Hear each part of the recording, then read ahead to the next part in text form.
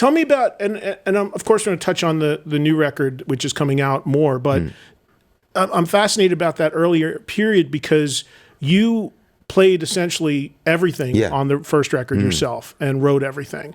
And where in your makeup coming up as a musician did you learn everything? Were you self-taught on everything? Did it happen very easily for you? It was junior high and high school. I was I started out playing guitar, when I was a kid in New York. My dad had an acoustic guitar. That was the first thing. Yeah, and piano, because we had a little upright piano in the apartment.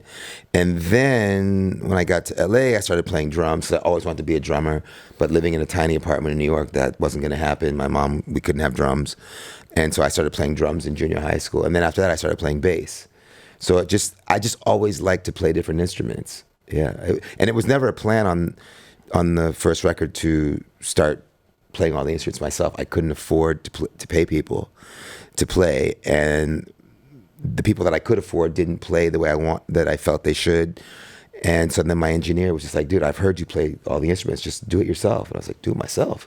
That's no fun. I want people around, But in the great tradition of people like Stevie Wonder and Todd Rundgren and Paul McCartney and Prince and, who have done that, I was like, okay, cool. I love those records. Let me try and play it myself.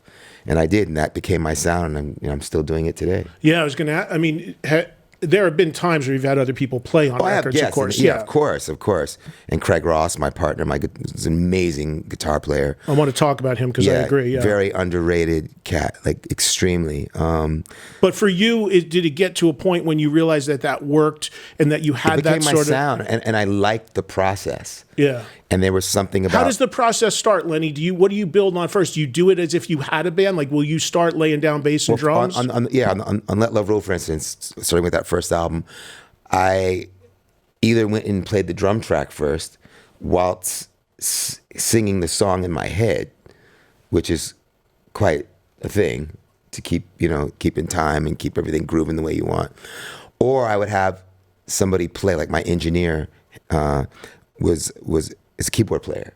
And so he would play whatever, a piano, a Fender Rhodes, whatever, while I would play the drum track so I could hear somebody. I'd teach the song, right, play with it, and then erase that and then start over, But yeah, it was normally drums, guitar, bass, then more guitars, if they're, and then build up from there, whether there's percussion or horns or orchestra or whatever overdubs there might be.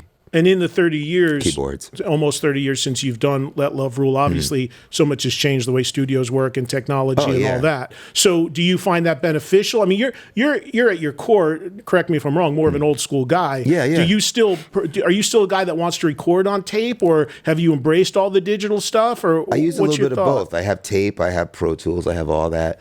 But the equipment in my studios is all pretty, it's vintage. I have like a museum of vintage equipment, down to the board that I use, which is a Helios, which is the same board that would have been in Olympic when Hendrix was doing his first album, or Zeppelin. Actually, I bought it from Leon Russell. Oh, wow. And I have lots of great outboard gear and compressors and all this tube equipment and microphones, and so it's primarily an old school studio. But I like the sound of that equipment. I think it just has such a pure sound.